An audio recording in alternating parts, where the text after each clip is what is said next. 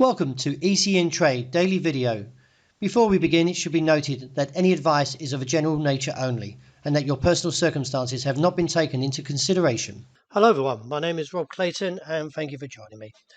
After a period of relentless declines, the Australian dollar has retained its gains for the second straight session, as the US dollar, which measures the greenback strength against the basket of six major currencies, takes a further slide following a roller coaster week, as investors now turn their attention to Tuesday's midterm election that will determine control of Congress. Besides the US election, investors will be preparing for the new inflation data that's out of the US. It is anticipated that the market will probably see a slightly lower number than recently seen, of a rise of 8%, with September at 8.2 and August reading at 8.3%. However, the core CPI strips out the measure of volatile food and energy components and is projected to rise 0.6% in month versus 0.4. So as I mentioned, the dollar has slidden further and trading around 110. This has put some of the currencies in a better position or prime position to rally further.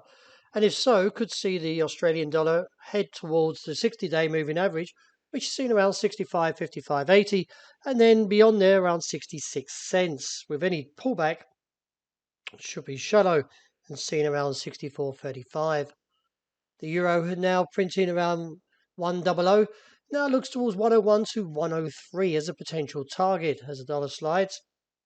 However, a little bit of caution due to the US CPI number, as although we are expecting a slightly lower number than September and August, if we do get something a little bit stronger, could see the US dollar rebound and therefore see some of these gains erased. But I feel from the technical point, it is holding well. So let's see if we can head on towards 100.30.45 and then to 101 to 103 as mentioned. The dollar yen still a little bit weaker as it grinds lower towards the objective of 145.65.80. I feel that further weakness may come into play and therefore look towards 143.40 as an initial target, or around 40 to 65. Any advancement should find resistance around 147.15 to 65. It would seem that the bulls were cheering loudly as the break of 114.45 area has reinstated the upside to 116 to 118. In light of the pattern, it is bullish, and therefore I feel that any pullback is likely to be limited, and keep an eye on that top side. The gold a little bit slower after the Marubozu candle from Friday, but nevertheless still holding or retaining the gains and looking towards 1,680 with an objective of 1,691 to 95 before profit taking emerges, and the support seen at 1,658. Wrapping up with oil, we took a stab at that topside target, which was somewhere around 92.25.55 and respected.